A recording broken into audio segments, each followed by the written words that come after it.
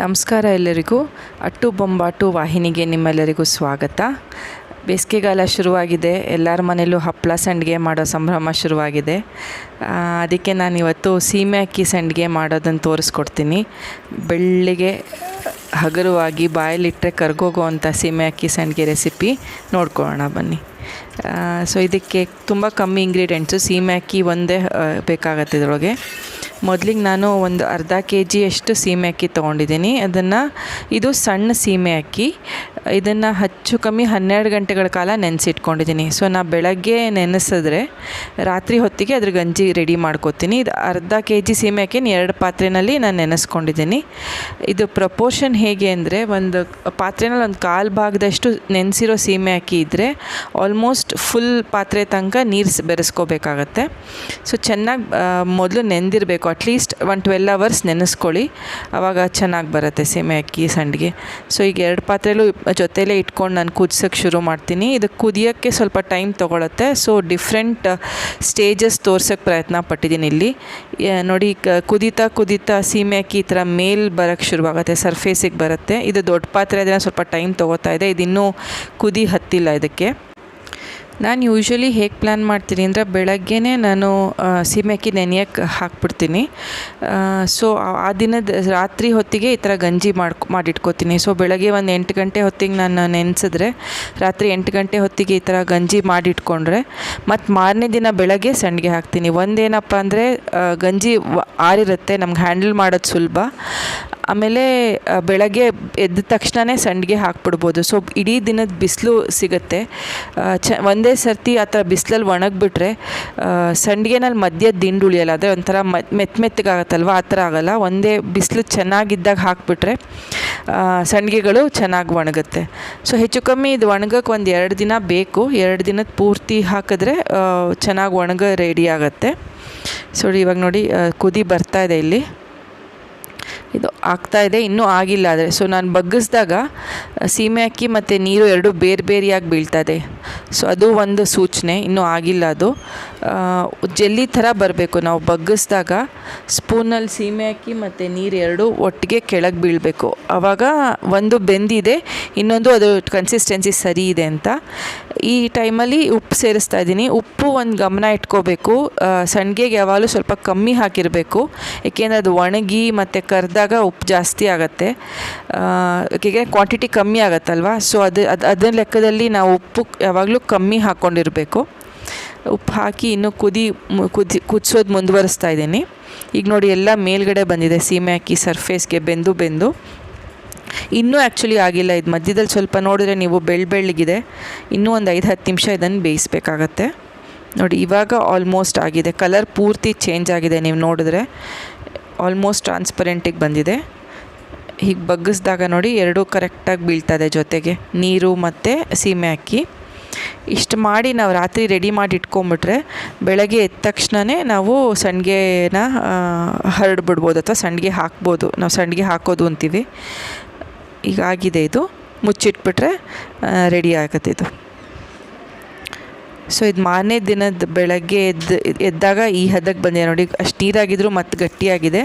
So ನಾನು ಹೇಳ್ದಂಗೆ ನೀವು ಸೀಮೆ ಅಕ್ಕಿನ ಚೆನ್ನಾಗಿ ನೆನೆಸಿ ಬೇಯಿಸ್ಕೊಂಡಿದ್ರೆ ಇವಾಗ ಗಟ್ಟಿಯಾದಾಗ ನಾವು ತಣ್ಣೀರೇ ಹಾಕಿ ಹದ ಸರಿ ಮಾಡಿಕೊಂಡ್ರೂ ಏನೂ ತೊಂದರೆ ಆಗೋಲ್ಲ, ಸಂಡಿಗೆ ಚೆನ್ನಾಗಿ ಬರುತ್ತೆ. ಸೊ ನಾನು ನೀರು ಬೆರೆಸ್ಕೊತಾ ಇದ್ದೀನಿ ಯಾವ ಹದಕ್ಕೆ ಬೇಕೋ ಆ ಹದಕ್ಕೆ.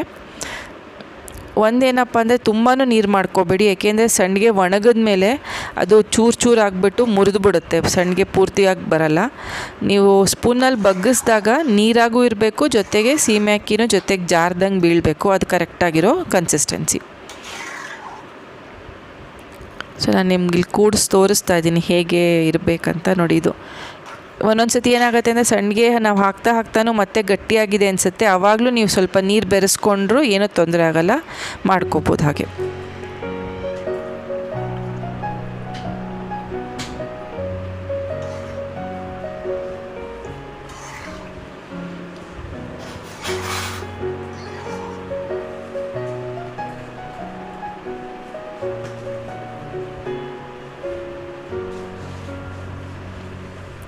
ಅಷ್ಟಾದಮೇಲೆ ನಾನು ಒಂದು 2 ಸಣ್ಣ ಚಮಚದಷ್ಟು ಜೀರಿಗೆ ಸೇರಿಸ್ತಾ ಇದ್ದೀನಿ.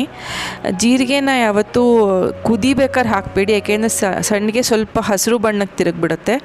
ಸೊ ನೀವು ಗಂಜಿ ಮಾಡಿಟ್ಕೊಂಡು ಮೇಲೆ ಅದು ಆರಿದಾಗ ನೀವು ಜೀರಿಗೆ ಸೇರಿಸಿದ್ರೆ ಅವಾಗ ಚೆನ್ನಾಗಿರುತ್ತೆ. ಈ ಫ್ಲೇವರ್ ಚೆನ್ನಾಗಿರುತ್ತೆ ಸೀಮೆ ಅಕ್ಕಿ ಸಂಡಿಗೆಗೆ ಜೀರಿಗೆ ಹಾಕಿದಾಗ.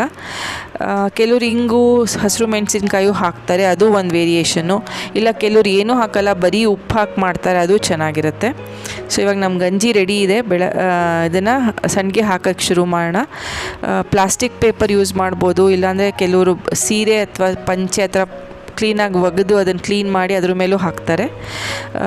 ನೋಡಿ, ಈಗ ಸಣ್ಣ ಚಮಚದಲ್ಲಿ 1 ಚಮಚದಷ್ಟು ಜಾರ್ದಂಗೆ ಹಾಕಬೇಕು.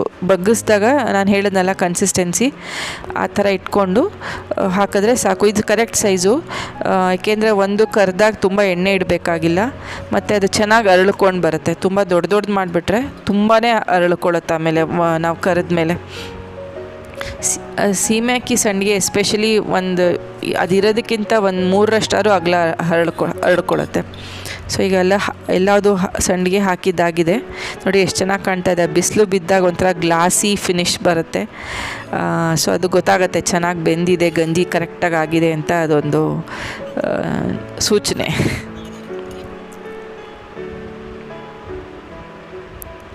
ಸೊ ನಾನು ಹೇಳ್ದಂಗೆ ಬೆಳಗ್ಗೆನೇ ನೀವು ಹಾಕ್ಕೊಂಬಿಟ್ರೆ ಇಡೀ ದಿನದ ಬಿಸಿಲು ಚೆನ್ನಾಗಿ ಬಿದ್ದು ಒಂದೇ ಸತಿ ಚೆನ್ನಾಗಿ ಒಣಗುತ್ತೆ.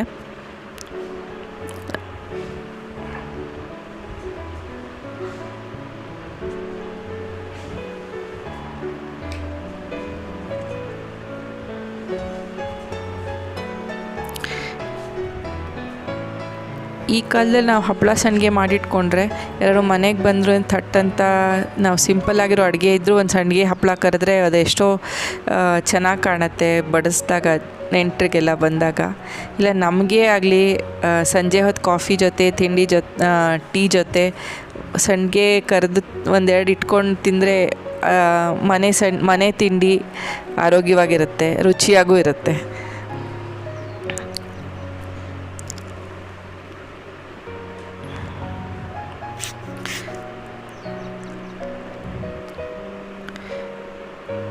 ಈಗ ಒಣಗಿದ ಸಂಡಿಗೆಗಳು ನೋಡಿ ಹೇಗಿದೆ ಅಂತ, ಎಷ್ಟು ಲೈಟಾಗಿ ಒಳ್ಳೆ ಫೆದರ್ ಲೈಟ್ ಅಂತಾರಲ್ಲ ಆ ಥರ ಅಷ್ಟು ಹಗುರವಾಗಿ ಬರುತ್ತೆ ಚೆನ್ನಾಗಿ ಒಣಗಿಸ್ಕೊಂಡ್ಮೇಲೆ.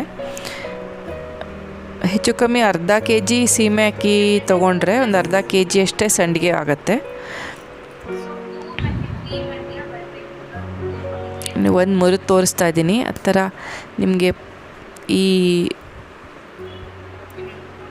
ಪಟ್ಟಂತ ಶಬ್ದ ಬರಬೇಕು ಮುರಿದಾಗ, ಆ ಥರ ಬರಬೇಕು. ಆವಾಗ ಚೆನ್ನಾಗಿ ಒಣಗಿದೆ ಅಂತ. ಇಷ್ಟು ಒಣಗಿಸ್ಕೊಂಡ್ರೆ ಇದು ಇಡೀ ವರ್ಷದ ತನಕ ಇಟ್ಕೊಂಡು ಉಪಯೋಗಿಸ್ಬೋದು, ಏನೂ ಹಾಳಾಗಲ್ಲ, ಚೆನ್ನಾಗಿರುತ್ತೆ. ಈಗ ಕರೆದು ನೋಡೋಣ ಹೇಗೆ ಬರುತ್ತೆ ಅಂತ ಸಂಡಿಗೆ. ಸೊ ಒಂದು ಬಾಣಲೆಯಲ್ಲಿ ಸ್ವಲ್ಪ ಎಣ್ಣೆ ತೊಗೊಂಡಿದ್ದೀನಿ.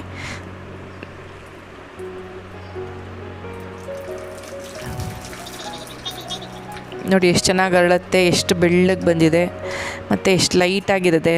ಒಂಚೂರು ಎಣ್ಣೆ ಕೂರೋದಾಗಲಿ ಏನೂ ಆಗಲ್ಲ.